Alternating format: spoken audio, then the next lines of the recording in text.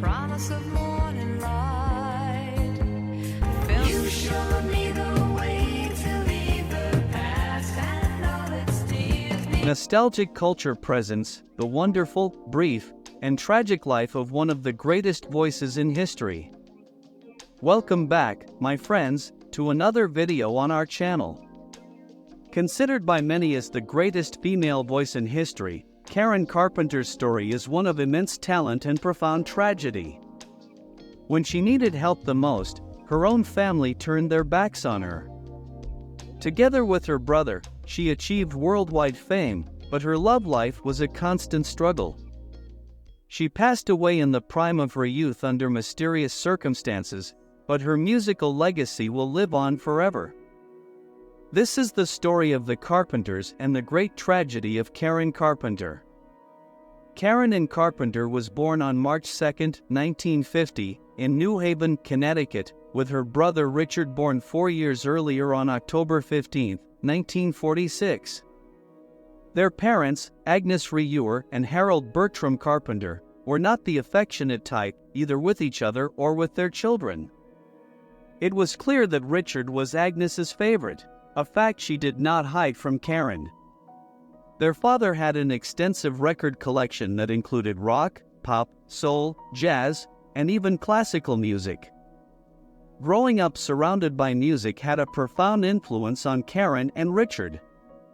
Their father loved music and ensured that his children received music lessons and learned to play instruments. Richard showed a remarkable talent for music from a young age, starting with the accordion before moving on to the piano. Karen, on the other hand, loved listening to old records but only developed an interest in playing instruments and singing during her teenage years. Wherever Richard went, Karen was always by his side. They were very close, despite the occasional sibling squabble. Karen enjoyed playing baseball with neighborhood friends and was often picked before Richard for teams, which sometimes annoyed her brother. Their mother, Agnes, would scold Karen for upsetting Richard. It doesn't take a psychologist to see how these dynamics could impact Karen later in life. By the time Richard was 16, he had become an excellent pianist. Their parents were convinced that a professional singing career awaited him. To support his dream, the family moved to Southern California in 1963, the heart of the music industry. Karen was reluctant to leave her friends behind, but her parents were determined to see Richard succeed. In California, Richard started playing in clubs, often hiding his underage status. Meanwhile, Karen joined the school band, initially to avoid gym class, where she discovered her talent and love for playing the drums. In 1965, Richard Carpenter formed the Richard Carpenter Trio, with Karen on drums and their school friend Wes Jacobs on bass. Karen wanted her name included in the band's title, but despite much debate, Richard refused. The trio began gaining attention on the local music scene, performing covers of famous bands along with some original songs written by Richard. In 1966, the trio won a prominent band contest in California, earning them a contract with the powerful RCA Records. However, their music was too soft and jazz-oriented at a time when rock dominated the scene. Consequently, the label terminated the contract, leading to the trio's dissolution. Richard then formed a new group called Spectrum and shifted their musical style to include more vocal harmonies. Despite this, Spectrum did not succeed, but the siblings' music evolved, and Richard realized that Karen was not only an incredible drummer but also possessed a harmonious and sweet voice. He decided that making Karen the lead vocalist would give them a better chance at success. At 17 years old, Karen weighed 143 pounds, slightly above her ideal weight. She started dieting, lost about 11 pounds, and received praise for her appearance. Despite this, she continued dieting and kept losing weight. In early 1969, the siblings caught a lucky break when a friend took a demo tape of their music to a record label. Herb Alpert, the famous trumpeter and owner of A&M Records, was impressed with Karen's voice and immediately offered the siblings a contract. Karen was still a minor at 19 years old, so her parents co-signed for her. On October 9, 1969, the Carpenters released their first album, Offering. While Richard still handled most of the vocals, this would soon change. Unfortunately, the album didn't garner much attention. The A&M Records executives pressured Alpert to drop the siblings, but he was determined to give them another chance, ultimately blessing the world with one of the greatest groups in music history. Interestingly, Herb Alpert is married to singer Lonnie Hall, known for her duet Corazon Encadenado with Camilo Sesto.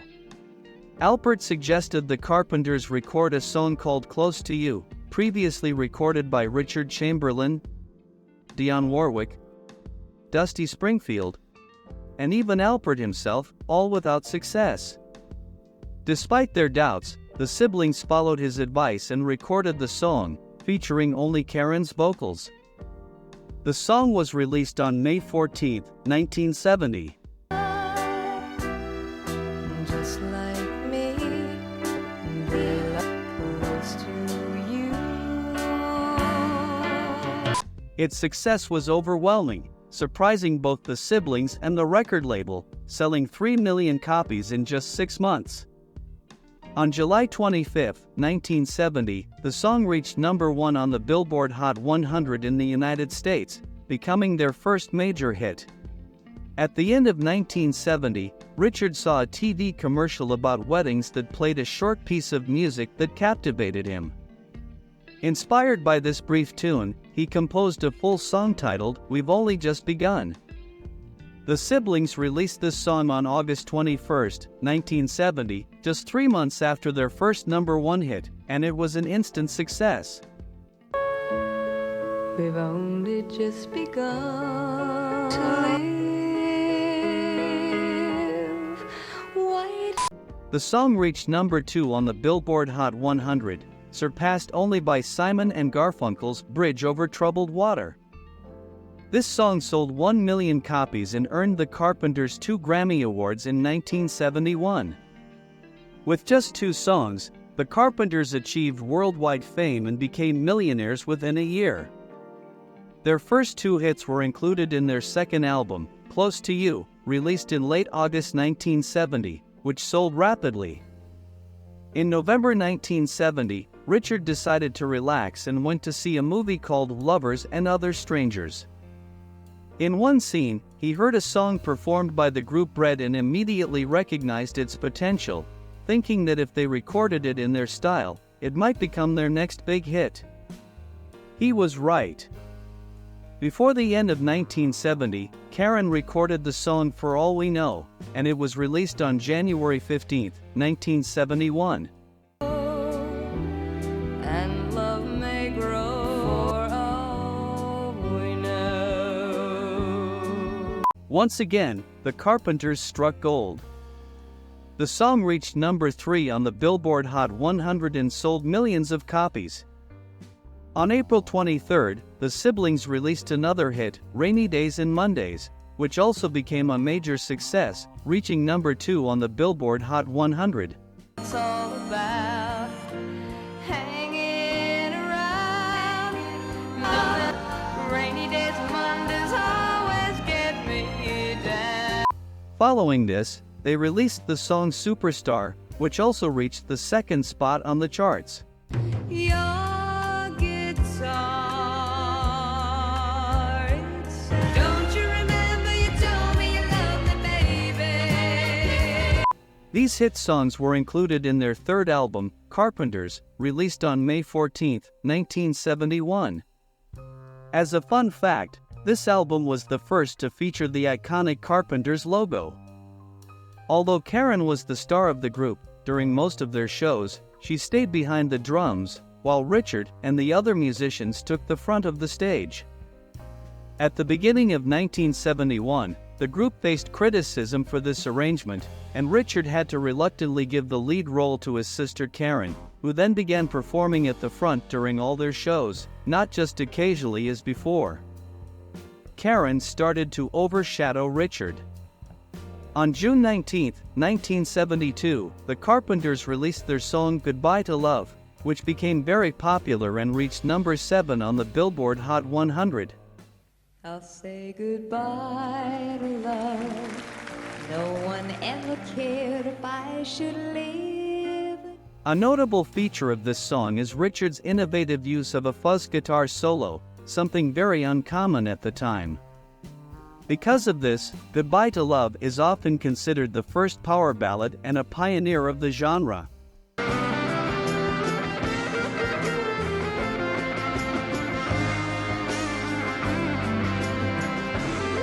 The song was included in the duo's fourth album, A Song for You, released in June 1972.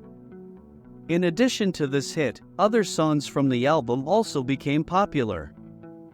Hurting Each Other reached number 2 on the Billboard Hot 100. We go on hurting each other. It's Going to Take Some Time peaked at number 12. It's gonna take some time this time, no matter what I plan. And Top of the World hit number 1. I'm on the top of the world, looking down on creation, and the only explanation I can find. On August 1, 1972, the Carpenters were invited to the White House and met President Richard Nixon. The band became a model for American youth. Unfortunately, behind the scenes, they were not the wholesome young people they appeared to be. Due to the stress of their success, Richard began taking methaqualone pills to help him sleep and quickly became addicted to this highly addictive drug, which was legal in the United States at the time. As a fun fact, if you've seen the movie The Wolf of Wall Street, you'll recognize this as the drug Leonardo DiCaprio's character takes with disastrous results. Meanwhile, Karen read an article about the band in which a journalist suggested she was slightly overweight. Karen scrutinized the accompanying photo and believed it to be true, triggering a new obsession with weight control that would lead to unimaginable difficulties. Despite these issues, Richard continued to work tirelessly to make the most of Karen's voice. His creativity paid off, as everything the Carpenters released soared to the top of the charts. Their next album, Now and Then, was released on May 1, 1973. The first single from the album, Sing, reached number 3 on the Billboard Hot 100. Sing, sing a song loud, sing out strong. And Yesterday once more hit number 2, becoming one of the band's most acclaimed hits. Just like before, it's yesterday once more.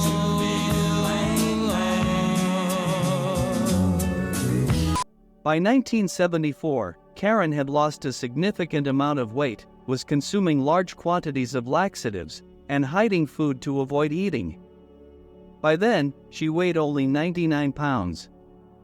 Despite her strong personality in pushing others to face their problems, she refused to acknowledge that her weight loss was related to anything other than stress. Karen was the one who practically forced Richard to seek treatment for his addiction, yet she couldn't accept help for her own struggles. The reality was that Karen was ill, suffering from anorexia nervosa, a condition that was little understood at the time. Karen grew increasingly thin, trying to hide it by wearing multiple layers of clothing. Despite her condition, the siblings continued working and performing on stage. Their sixth album, Horizon, was released on June 6, 1975. This album featured another of the duo's greatest hits, the unforgettable Please Mr. Postman, which reached number 1 on the Billboard Hot 100 and number 2 on the UK chart.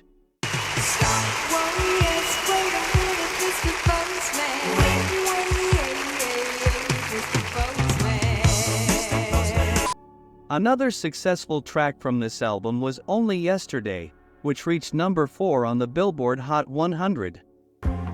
Baby, baby, your love's made me free as a song. Only In early 1975, Karen's extreme thinness sparked rumors that she had cancer. By this time, she had become addicted to ipecac syrup, a substance used to induce vomiting in cases of poisoning. However, her family refused to acknowledge that she was ill and in need of help. From 1975 onwards, the siblings' success began to wane, reflected in the sales of their seventh album, A Kind of Hush, released on June 11, 1976. Despite having good songs like There's a Kind of Hush, There's a kind of all over the world, mate, all over the world, people just like and I Need to Be in Love, I know I need to be in love. the album's sales fell short compared to their previous releases. The Carpenters sold 150 million records worldwide, and their name became etched in the history of global music, with Karen's voice being considered one of the best and sweetest of all time. Feel free to leave us a comment about this band. What's your favorite song of theirs, and where are you watching from? In 1979, Richard confronted his addictions and checked into a specialized medical center. Karen used this break to work on a solo album she had long been planning. She poured her heart into it, recording 12 songs that deviated from the Carpenters' traditional style, incorporating disco and other upbeat rhythms that demanded much more from her voice. Karen loved the result, but when she presented it to her brother, he reacted with coldness. In meetings with record label executives, it was decided to shelve the project, plunging Karen into a deep depression. It seemed she could only sing what Richard and the executives wanted her to sing. Even the renowned music producer Quincy Jones pleaded with the executives to release the album, believing it would be a great success, but to no avail.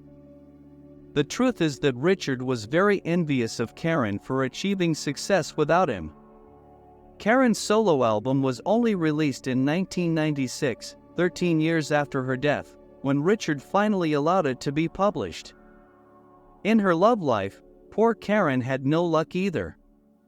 She dated several celebrities of the time, such as Mike Curb, Tony Danza, Terry Ellis, Mark Harmon, Steve Martin, and Alan Osmond. Although she often mentioned in interviews that she didn't believe marriage could sustain her hectic work schedule and lifestyle, she confessed to her friend Olivia Newton-John that she longed to have children, a family, and a happy home, like any normal person. Unfortunately, that dream never became a reality for her. In the mid-1980s, Karen met a real estate broker named Thomas James Burris, who was 9 years older than her. He approached her in a restaurant and impressed her with his elegant and sophisticated demeanor. However, Karen didn't know that Burris was actually a bankrupt opportunist looking for a way out of his problems. Sadly, Karen's emotional vulnerability and lack of love in her life made her an easy target for this con artist. Burris had left his wife and started an affair with Karen. Within a few months, he proposed to her. The singer accepted, and they set the wedding date for August 31, 1980, at the Crystal Room of the Beverly Hills Hotel. Karen was 30 years old and believed this was the perfect opportunity to have the home and children she always dreamed of. However, just days before the wedding, Burris confessed that he couldn't have children because he had undergone a vasectomy. Once again, Karen's dreams were shattered, and she wanted to cancel the wedding. However, her indignant mother prevented her, saying it was too late, as all the invitations had been sent out and relatives had already bought their flights.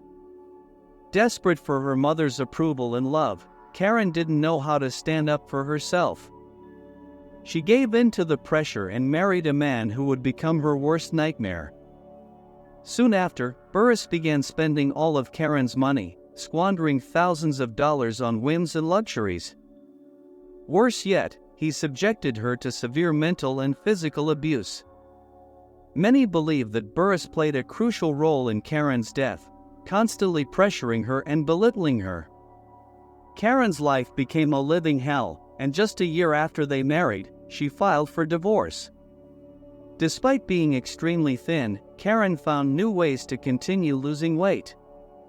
She was taking large amounts of laxatives, between 80 and 90 pills a night. She also took thyroid medication to speed up her metabolism, despite having a normally functioning thyroid. Karen's closest friends were deeply worried about her but didn't know how to help. Her parents insisted she was fine, claiming that her extreme dieting was a family matter that shouldn't be discussed publicly and could be resolved within the family. In 1981, despite her parents' objections, Karen sought professional help and traveled to New York to receive treatment from a psychotherapist named Stephen Levenkron, who had written a book on eating disorders. After a few months of therapy, Levenkron called Karen's parents, Richard and Agnes, for a family session and explained that Karen's condition was extremely severe. As part of her treatment, the doctor asked them to tell Karen that they loved her. Richard and her father managed to express their love, but Agnes, whose affection Karen longed for, refused to comply and reprimanded the doctor for addressing her by her first name. By September 1982, Karen was admitted to Lenox Hill Hospital in New York, where she was placed on intravenous nutritional support. The treatment worked, and she gained some weight in a relatively short time, but it put a strain on her heart, which had already been weakened by years of inadequate dieting. It was a tough year for Karen, emotionally distressed, exhausted, and with her body reaching a breaking point. On December 17th, she performed for the last time at the multipurpose room of Buckley School in Sherman Oaks, California. On February 1, 1983, Karen saw her brother Richard for the last time to discuss new plans for the Carpenters and a potential tour. On February 3, she visited her parents to finalize her divorce from Thomas Burris. Tragically, the following morning, February 4, 1983, Agnes found Karen collapsed on the floor and lifeless. Karen was just 32 years old. She had become addicted to ipecac syrup, a medication used to induce vomiting in cases of poisoning. What she didn't know was that consuming it in large doses had a devastating side effect. It slowly dissolved the muscles of her heart. Ultimately, it was her heart that could no longer endure and triggered what was already inevitable. In 1989, 6 years after Karen's death, CBS produced a film attempting to portray her life story. However, Richard and Agnes refused to include scenes showing Karen's desperate need for her mother's affection and other internal family issues. Consequently, those scenes had to be removed and rewritten. The final scene of the film shows Agnes looking lovingly at Karen from the stairs and saying, "And Karen, I love you." I love you too, Mom. Good night. Unfortunately, this final conversation was fabricated by the producers for dramatic effect. In reality, Karen never heard those long-awaited words from her mother. That's it for today. This was the story of the talented but tragic Karen Carpenter. Leave us a comment about today's video. What do you think of this sad chapter in music history? Don't forget to check out more videos on our channel.